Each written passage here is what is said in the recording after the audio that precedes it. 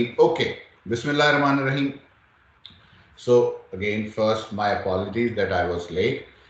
Uh, Last time, to summarize, we talked about what is addiction, what is tolerance, what is withdrawal, and we also talked about tea and coffee, why they are addictive, why they are there, and what should be done about it, and why we don't consider these chemicals not to be the source of addiction, but they are. And then lastly, I gave you the evidence for mesotelencephalic dopamine system.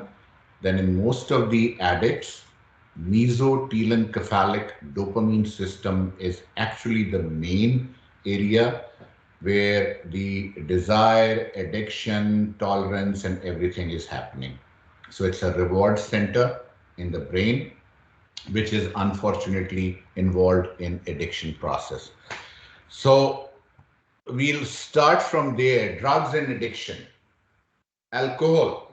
Now, most of these addictive substances, when I was recently, I was trying to prepare a presentation on cannabinoids, which are legal in lots of countries, especially in Europe and now in Canada, and some of these states in US as well.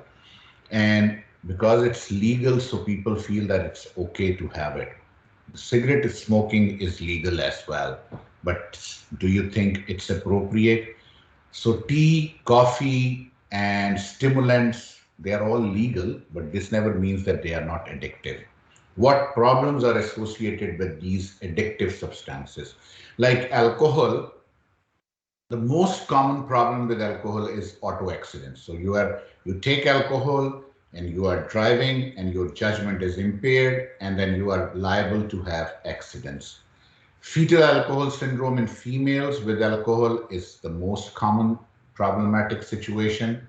Cirrhosis and psychological problems. Smoking, the nicotine, the heart problems, stroke, lung diseases, smaller birth weights are definitely scientifically proven that they are associated with nicotine. Cocaine, psychotic behavior, brain damage, death by overdose, brain damage and psychotic behavior in children born to the people who have been addicted to cocaine. Designer drugs. Now, this is very tricky. I remember a long time ago, about 25, 30 years ago, I mentioned it earlier as well in some of my presentations that opium used to be smuggled from Pakistan and associated areas to other places and heroin. And then later on, that was again stopped. So most of those drugs came into the market and people started using it in the local areas. Now, most of the time, the designer drugs are actually smuggled into those countries like Pakistan, low middle income countries. The problems with these designer drugs is that there is no foul smell. You don't appear to be drugged. You are not euphoric. You are not doing any, again, things like driving or anything is problematic. So even if you are caught, but after taking the designer drugs, they are not able to detect it because there is no test immediately available for these things. And these designer drugs are actually in the form of either the tablets or some kind of an pill or capsule, which people take it and they feel elated, euphoric, and it's nothing apparently visible. Pata nahi chalta ke how is the person is really under the effect of drugs or not. And these designer drugs are, again, literature is available that they are associated with crime, there is an overdose, there is death, physiological damage to the brain as well and body. With so many bad aspects to drug use, why do we do it? So I will again quoting the American data because the rest of the data is not very again authentic, but or available scarcely. So some 60 million Americans are addicted to nicotine and alcohol. Only an estimated 5.5 million are addicted to illegal substances. Now, if you talk about these figures, they are about 1 to 5% in general population. And this ratio is probably similar in most of the countries of the world. So from anything between 1% to 5% or 10% people are having addiction. Not necessarily to only one thing, but maybe to nicotine, maybe to alcohol, maybe to cocaine, maybe to designer drugs, maybe to just weed or marijuana, but they are very common. Addictive drugs. Now, addiction, as I said to you, derived from a Latin word meaning to sentence. Someone who is addicted to a drug is, in a way, sentenced to a term of involuntary servitude to that drug. All addictive drugs stimulate brain areas responsible for positive reinforcement. So when you take the drug, you get some good feeling about it. So these reduce or eliminate unpleasant feelings. They make you happy, they make you comfortable, they make you forget about the things for a short period of time, and you are just euphoric and you enjoy. That positive reinforcement is actually the main culprit of addiction. The immediate consequences of the drugs are more powerful than the realization of the long term disadvantages. Despite the fact that it's printed on a cigarette pack that this contains nicotine, which is harmful to health.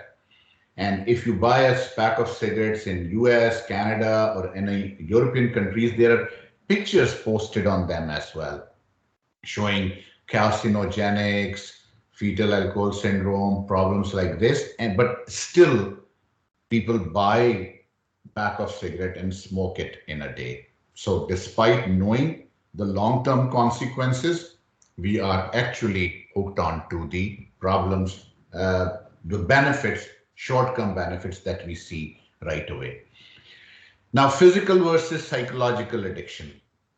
Physical dependence, an adaptive state that manifests itself by intense physical disturbance when administration of the drug is suspended. So those that I talked earlier as well, that feeling that if I won't take it, I will be passing through some kind of pain, some kind of uneasiness, some kind of problem that gives more associated with having the drug time and again, back and again, and smoking it or taking it so that you feel comfortable. Psychic dependence, a feeling of satisfaction and psychic drive that requires periodic and continual administration of the drug to produce pleasure or to avoid discomfort, both the things together. And tolerance, the fact that increasingly larger doses of the drugs must be administered to achieve a particular effect caused by compensatory mechanism that oppose the effect of the drug. So you want to be happy, and but to get that satisfaction feeling, maybe you use one cigarette a day initially, then you will push it up to two to get the same feeling because you are having a tolerance to it. So the receptors are probably not that much stimulated as they should be stimulated after continuous use, and that builds up the tolerance. And the withdrawal symptoms, so when the drug is taken away, you develop the withdrawal symptoms and things are complicated. Psychoactive drugs, drugs that have effect on central nervous system. Drugs can be roughly grouped into four categories. One, stimulants. Two, depressants. Three, no effects. Four, complex effects. I think I covered this one earlier. There is hardly any part of the body through which the drug is not taken. So people take drugs in every possible way. All mucous membranes of the body, including the rectum and the vagina, are used for the administration of the drugs, illicit drugs. Oral injection, injections, inhalation, ingestion, absorption through various mucous membranes, all are the routes of administration. And again, as I think I covered it, the tea and the So I won't repeat them again. So let's move forward. Effects of caffeine. Top 7 caffeine concerns. 1, it can cause cancer. So excessive intake of tea and coffee can lead to cancer. Excessive. Now, who will demarcate the excess? How can we say that this is normal and this is excess? There is no boundary. So this is tricky. Breast lumps, benign, again, no firm link. Large dose seem to be related to the birth defects in lab animals. What is large dose? We don't know. There are various studies available for that this much consumption can lead to this. But again, because every race, every culture, every human individuals are different across the globe in various countries, so we are not able to concise the data to exactly, precisely demarcate the dose of the drug. But we definitely know that it can lead to heart problems. Little real concern for overdoses, but dependence is common for, again, caffeine. Withdrawal of caffeine can lead to headache. As I mentioned to you earlier, if you won't take a cup of tea, you will feel that you are not comfortable, you develop headache, and you take the cup of tea back again. So it's the fear of having a withdrawal effects that you take the caffeine again. Fatigue, depression. AP is considering adding caffeine dependence syndrome to the list of the disorders, and they probably have done that. I'm not sure about it. You just have to check it out. You might become one of those frizzy, egotistical connoisseurs that can only drink beans that have been previously digested and excreted by feral cats in South America, which could mean you are literally full of blood. So now, this sentence, when I was putting it here, I was thinking myself, should I talk about it or should I not talk about it? Little bit off the record, so I don't want to go for it. Doing drugs, or let me count the ways, as I mentioned earlier. Oral ingestion, most preferred route for many drugs. Once swallowed, most drugs are dissolved in the stomach and then absorbed in the bloodstream in the intestines. Some drugs also readily pass through the stomach lining, that is alcohol, and take effect sooner because they don't have to reach the intestine. Advantages: easy, relatively safe route of administration. Disadvantages: unpredictable absorption, can be influenced by food, health, digestive tract, water intake, etc. So if I take alcohol, now this is again very strange. In low middle income countries, people take alcohol and then eat food, which is their way of doing alcohol. So people sit, they drink, and then after they are elated or intoxicated, they go out to have dinners and then they sleep. In West, it's different. In most of the countries, people do take wines along with the meals.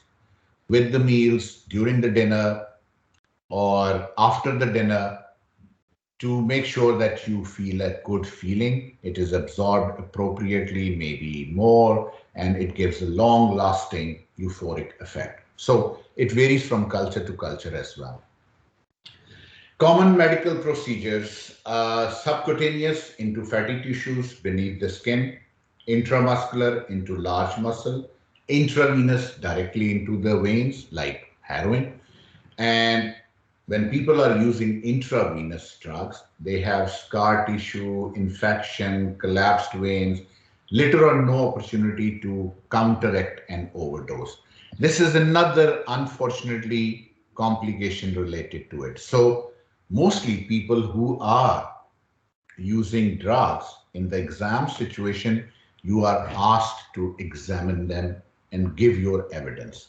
So if they are intravenous users, you will be able to find some scar tissue. Uh, Surprisingly, some of the females I have seen, they use drugs at the back of the knee in the popliteal fossa rather than anywhere else because the veins are accessible easily there and they inject them, and it's again easy for a needle to be put into the popliteal fossa and get into the vein rather than any other place. So this is again, and you won't see the scars on the upper part of the body, unless or until you will expose that female up to the knee and examine the back of the knee, the popliteal fossa. So be careful in the exam situation. If you have to examine the people with intravenous drug abuse in the exam, make sure that you expose them up to the knee levels, at least, which is acceptable if there is no chaperone or nurse available to be with you, and examine the legs as well. Inhalation. Inhaled drugs are absorbed into the bloodstream via a rich network of capillaries in lungs. Many anesthetics, tobacco, marijuana products are inhalants. Now, this is strange as well. People do smoke cigarettes and the smoke goes into the lungs and absorbed there. Caffeine or nicotine goes straight from there. Some of the people use bongs. Now, the bongs are special kind of a local type of hookah, and they put the tobacco at one end and then they burn it and then they inhale it, the smoke. So the bongs, the hookahs, and other things like that are the common ways of inhalation of drugs. Most commonly used inhalational drugs are weed and cannabinoids, most of them. And they are chronically used through that method. Absorption through the mucous membranes. Drugs can be absorbed through the mucous membranes of the nose, mouth, and rectum. Eventually enters the bloodstream. Most drugs also damages these membranes. So people chew niswar, which is a form of a tobacco. They put it inside the mucous membranes. They keep it there. So it is absorbed slowly into the bloodstream and they keep on having the kicks. And then after the tobacco is used for a few minutes and the essence of it goes into the bloodstream, people throw it out. So in our culture, this is very common. People use niswar, which is used, put in the mucous membranes. So you have to examine this because niswar also contains tobacco. It is actually tobacco. Psychoactive drugs. Mechanism of action. General action on neural membranes throughout the CNS. Specific action on particular receptors influencing intracellular activity in the neurons. Drug metabolism, the conversion of a drug from its active to its inactive forms. The action of the most of the drugs are terminated by enzymes synthesized in the liver. These prevent drugs from passing through lipid membranes and result in drugs being excreted in urine, feces, sweat, breath, and mother's milk as well. So women who drink tea or coffee, they expect that that is not excreted through the breast milk. I don't think so. It's possible. So it is definitely excreted in the breast milk as well. So in a way, you are making the child addicted to the caffeine from the tea if you are taking too much of the tea. And there I have seen women who takes at least 10 cups of tea every day. So it's tricky. So be careful about that too. Tolerance, the decreased sensitivity to a drug that develops with the continued use. Tolerance can develop to some aspects of drug, but not others. For example, taste. There is no single mechanism that underlies tolerance. Some effects of the drugs can also be sensitized or increased with exposure. Cross tolerance. Exposure and tolerance to one drug can produce tolerance to another drug. So people who are using benzodiazepines, chronically using it, they develop cross tolerance to number of other related drugs. Metabolic tolerance, body changes to reduce the amount of the drug that to gets to a site of action. So metabolic tolerance, when two drugs compete with each other and make you again tolerant to both of them because they are probably metabolized from the same enzyme system in the liver. Functional tolerance occurs when site of drug action exhibits reduced sensitivity. Withdrawal. After significant amounts of the drug have been in a body for a period of time, its sudden elimination can trigger withdrawal symptoms. These are virtually always the opposite of the drug's action. That is, withdrawing anticonvulsant can trigger seizure. Withdrawal of sleeping pills triggers insomnia. The severity of withdrawal symptoms depends on somewhat on the drug uh, in question, but usually longer than exposure to greater doses of given drug, the greater the withdrawal symptoms. So it is dose dependent. Learning and drug tolerance and withdrawal. Contingent tolerance develops only to drug effects that are experienced. The tolerance is a reaction to experience of the effects of the drugs rather than to drug itself. So this is tricky and mostly psychological, social, and biological. All factors are playing part in it, like anticonvulsant effects of alcohol. So when you take alcohol, you are not actually having a seizure. You leave alcohol, you develop a seizure. Alcohol and sexual behavior, cholecystokinin and food consumption. When you have saliva in your mouth after having a sightseeing of a good food, tasty food, or thinking of it, that is again part of the phenomena. Contingent tolerance. As one experiences the drug more frequently, it ceases to have an effect on observed phenomena, convulsion, sexual behavior, maze running, food consumption, etc. Drug conditioning. Conditioned drug tolerance. This is another form of the tolerance. So tolerance is maximum when the drug is administered in situations that are similar to that in which it has been previously administered. So if I'm sitting with a group of the friends and I started taking alcohol, I started enjoying it because I was communicating to them and having fun with them. If I take the alcohol in a different kind of a situation, I may not get that effect. So that conditioned drug tolerance is unfortunately a problem as well.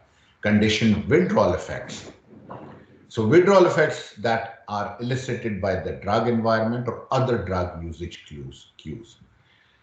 Here all animals are placed in the test environment, so there's an experimental evidence to this as well. Situational specificity. Animal is tested in different environment from one they develop tolerance in and they fail to show the tolerance. In this case, they exhibit a lower body temperature. So which is again evidence from experiments.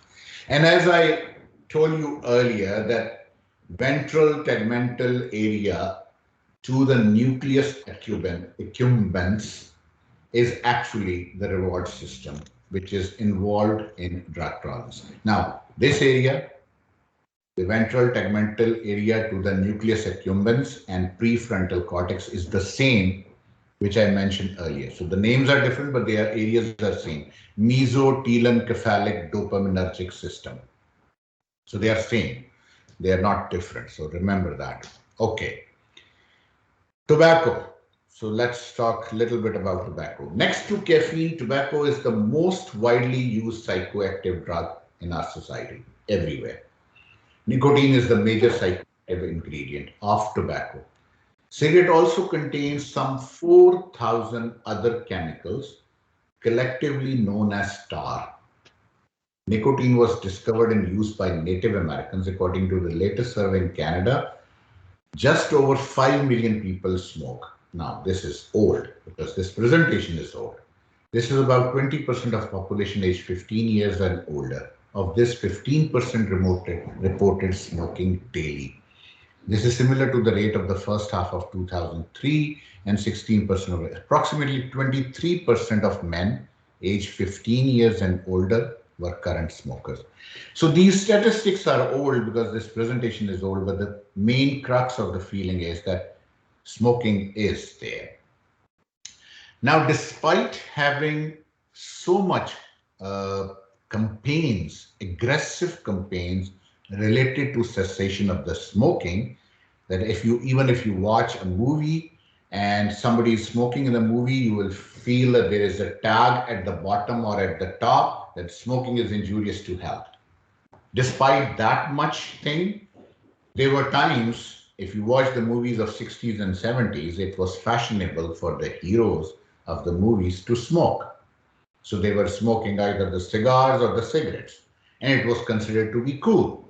So you talk about the old heroes in, again, Indo-Pakistan and Bollywood. They used to smoke in the movies, and it was considered to be cool. But after 70s, in early 80s, this campaign started picking up. Now you cannot smoke inside the building in again most of the countries of the world, except again in low middle income countries. But in so-called developed countries, there are lots of again uh, uh, lots of things that are placed there to make sure that people should not smoke. So you travel in to the airports, no smoking place. Inside the building, no smoking. Public places, no smoking. Restaurants, no smoking. So they have just made sure that they stop everything. But still, people do smoke a lot. So smoking is a common problem. Now, physiological response to smoking. The first cigarette that you smoke will give you nausea. It will make you vomit, coughing, sweating, abdominal cramps, dizziness, flushing, and sometimes diarrhea as well. When a smoker smokes, then they report more relaxed, more alert, less hungry. So the appetite is less. So you don't smoke, you eat more. And you keep on smoking, you eat less. Although the weight gain is the problem with the smoking cessation, which I presented earlier in one of the presentations, but smoker response to it is that they feel comfortable, relaxed, more alert, cognitively more into the task. Nicotine and the brain. Nicotine binds to the receptors in the brain. It seems to have two main effects: improving memory, causing addiction by activating the dopaminergic reward system, same reward system in the nucleus accumbens, and giving nicotine to Alzheimer's patient can improve their memory. In Parkinsonism patients, it improves attention and motor performance. Nicotine can aid patients suffering from depression or schizophrenia. Why schizophrenia? Most of the antipsychotic side effects, the extrapyramidal side effects, are actually better when people take nicotine. So this is unfortunate, but this is true. So just to overcome the side effects of the antipsychotics, people do smoke, which make things more complicated. So research is concentrating on finding methods to produce the effects of nicotine without causing the addiction that normally accompanies it. So people who are having Alzheimer's disease or Parkinson's disease or having attention deficit, there were researches which may add up some nicotine kind of a thing into the treatment so they won't have the problems. But unfortunately, it was never successful, so never came into practice. Tobacco syndromes, the smoker syndrome. So the smokers have certain kind of, again, specific symptomatology, and you can see them and you can tell them this person is a smoker. Like they will be having chest pain, labored breathing, wheezing, coughing, more prone to respiratory infections, pneumonias, bronchitis, emphysema, and lung cancer. Smokers also run the greater risk of getting cancers of larynx, mouth, esophagus, kidneys, pancreas, bladder, and stomach. Finally, smokers have high rate of heart disease, and tobacco-related disorders kill 45,000 Canadians per year. So that is one of the reasons why these countries have put a ban on it, because there is lots of research. There was one very interesting article why in 1980 suddenly tobacco smoking was considered to be a taboo rather than a fashion. This paper actually was published in a British medical journal in those times. So there was one person who started following up people who were smokers and started assessing their physical health. And then he published his 10-year data research process. I am forgetting the name of that person, but if you look back, you'll be able to find that. And that person supported evidence for the first time in the history that the smoking can cause these problems. And after the publication of that article, suddenly everything changed. And I'm sure with the passage of time, there will be article published related to the other areas as well, and then they will be stopped. So nobody has published any data related to the cancer and the teas intake or coffee intake because they are big, gigantic industries. Lots of people earn multiple billions of dollars just with the tea. So this is unfortunately a problem. Are you able to hear me? Okay, fine. So I should continue. Okay. Then Burgess syndrome. Again, an exam question. Nicotine causes a constriction of the blood vessels, especially those of the legs in the people with the Burgess syndrome. If the person continues to smoke, gangrene may set in. At first, a few toes may need to be amputated, then the foot at the ankle, then the leg at the knee, and ultimately at the hip. Somewhere along this process, the gangrene may attack the other leg. If a patient stops smoking, it is virtually assured that the progression of the disease will halt. Yet many surgeons report that it is not uncommon to find a patient puffing away within days of a nicotine or even the third day of amputation. So imagine the intensity and severity of addiction that the person is amputated and he is still using the cigarettes. Burgess syndrome, the vasculopathy introduced by nicotine.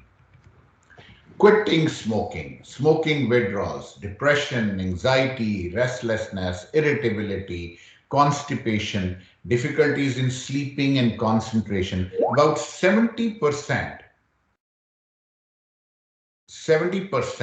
of people experiment with smoking become addicted.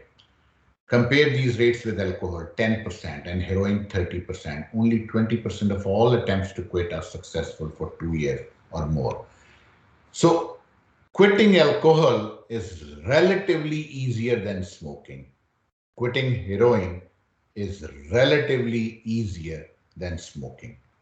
So people who consume heroin, and if when they are asked to leave the heroin and they are detoxified and treated, they still don't want to quit smoking because they want something at the backup. So smoking is more difficult to be left than heroin.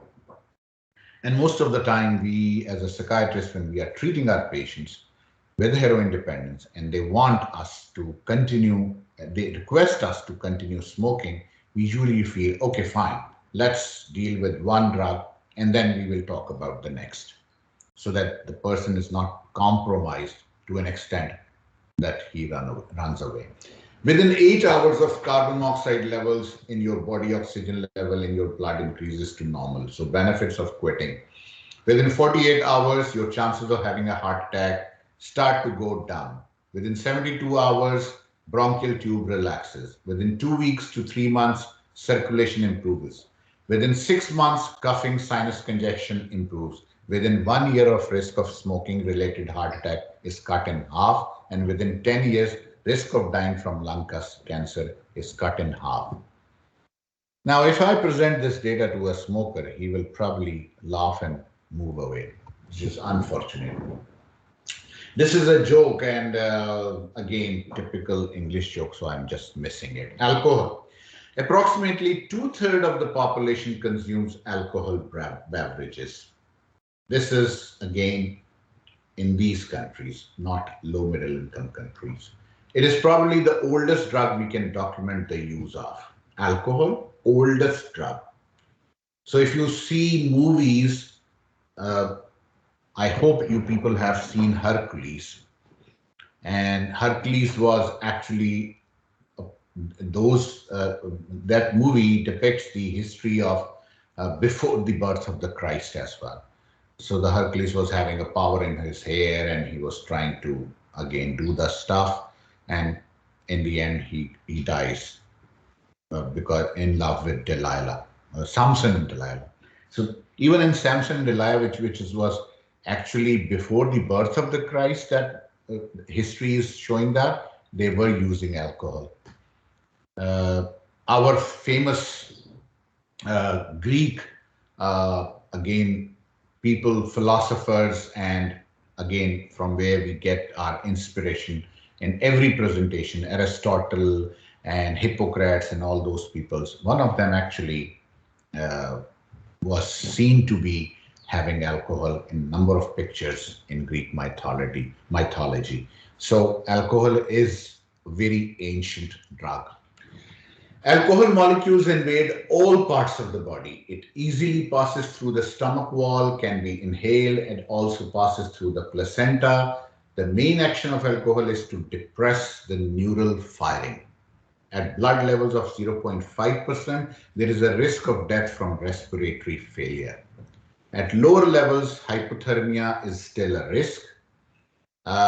Even after single exposure, alcohol withdrawal is usually accompanied by headaches, nausea, vomiting, and abdominal cramps.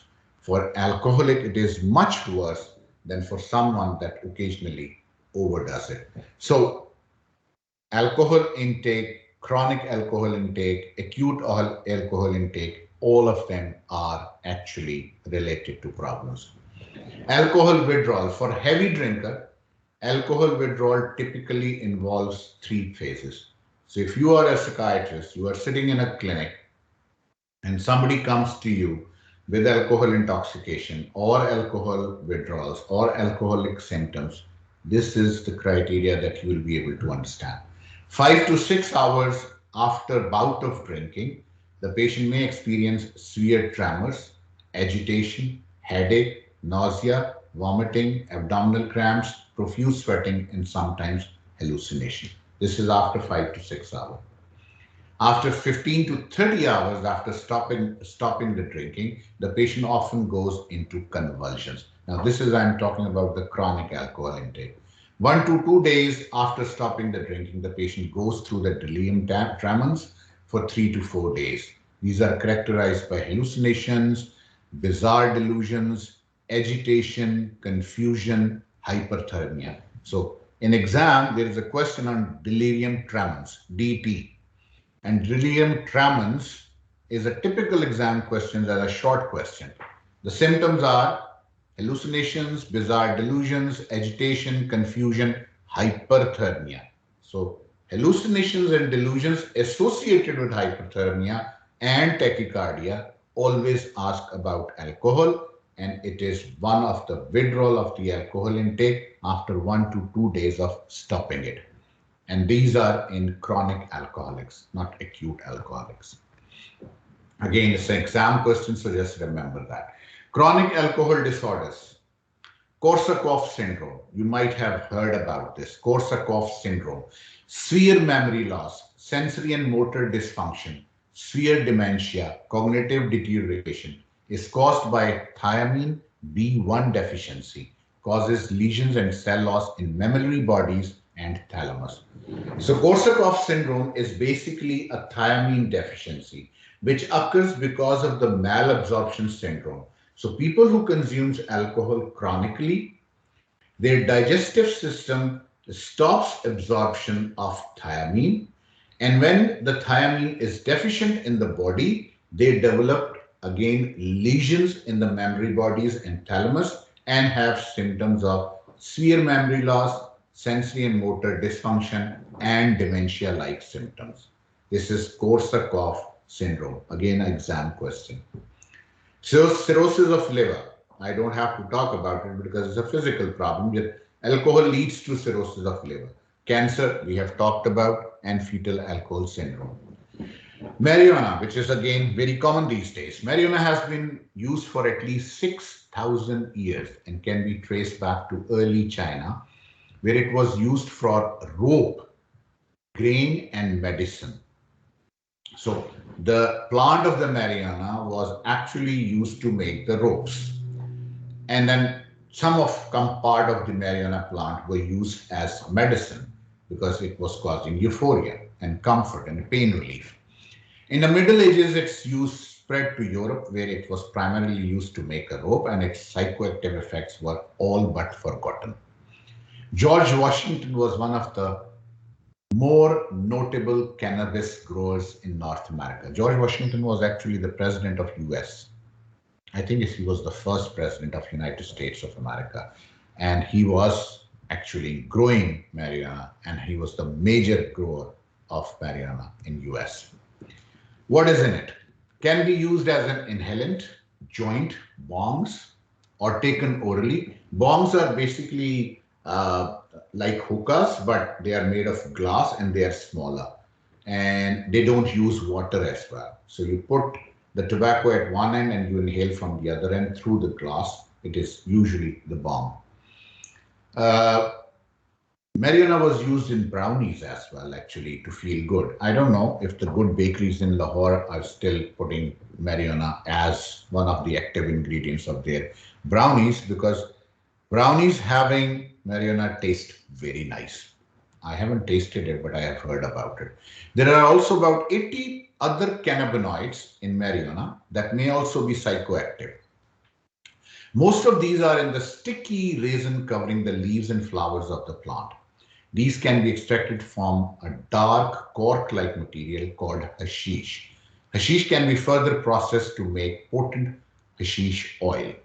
So one plant gives marijuana, gives hashish, gives again more potent hashish oil.